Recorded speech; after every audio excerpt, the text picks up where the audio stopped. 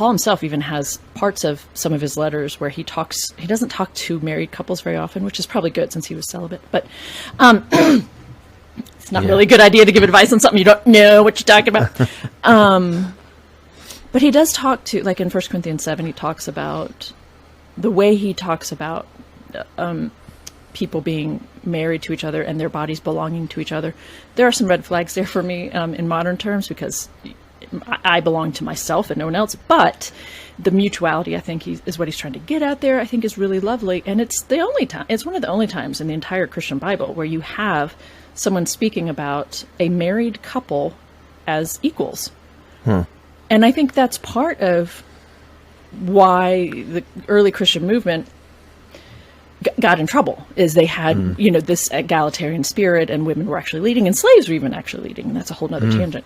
But that's part of why it's kind of like the backlash thing. It was getting them in trouble. It got some attention. It helped them get some numbers, but it also politically from the outside looked sketchy. And so you have this, okay, well, let's get back to those patriarchal, strict, males are dominant, women are submissive. Let's be very clear to the outside world that we are submitting to those good household roles and rules. So I don't want to ignore or excuse that language in Ephesians. It's phobos. It's fear. It's the opening of the section in Ephesians 5. It's talking to women about fearing. It's language that